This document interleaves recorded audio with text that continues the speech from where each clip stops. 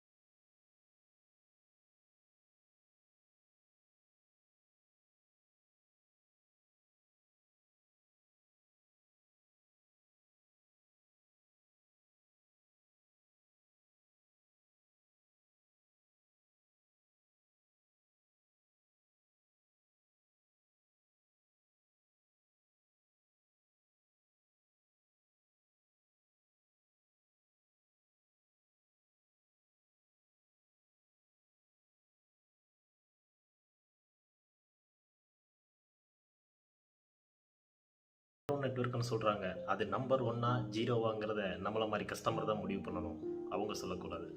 Tower கிடைக்கலன்னு சொல்லிட்டு தெருமுனையில் போய் பேசினவங்களையோ மாடி மேலே போய் பேசினவங்களையோ நானே நிறைய பேரை பார்த்துருக்கேன். 250 ரூபாய்க்கு மேலே போடுற நெட் பேக் வந்து ஸ்பீடாக இருந்தால் மட்டும்தான் உங்களுக்கு பெனிஃபிட், அதர்வைஸ் அது கம்பெனிக்கு தான் பெனிஃபிட்.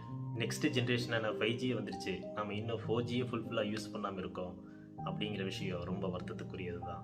உணவு, உடை, இருப்பிடம், இதுக்கப்புறமா இன்டர்நெட்டும் சேர்ந்துருச்சுங்கிறத யாருனாலையும் மறுக்க முடியாது.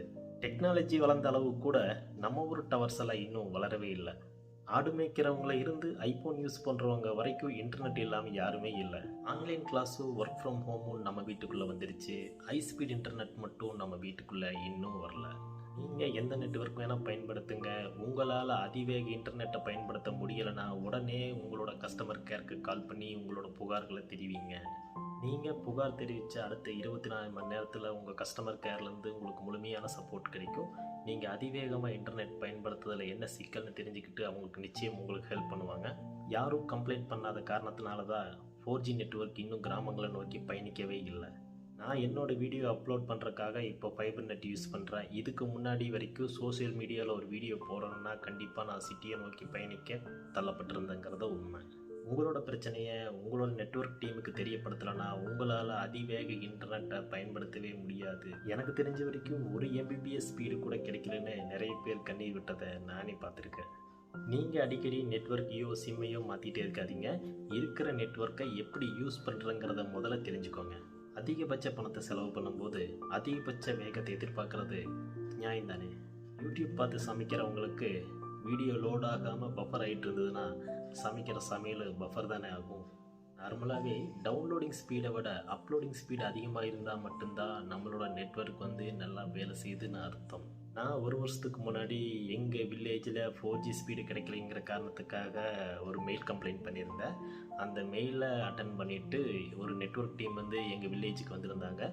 வந்துட்டு எங்கள் ஏரியாவில் இருக்கிற டவர்ஸில் கொஞ்சம் சிக்னல் ஸ்ட்ரென்த் அதிகமாக கிடைக்கிற மாதிரி டைரெக்ஷன் வச்சுட்டு போனாங்க. அதுக்கப்புறம் 4G ஸ்பீடு ஓரளவுக்கு ஸ்பீடாகவே கிடச்சிது அப்படிங்கிறது இந்த இடத்துல நான் தெரியப்படுத்திக்கிறேன். இங்கேயும் எப்போதும் அப்டேட்டடாக இருங்க, நல்ல நெட்வொர்க் கவரேஜோட இருங்க.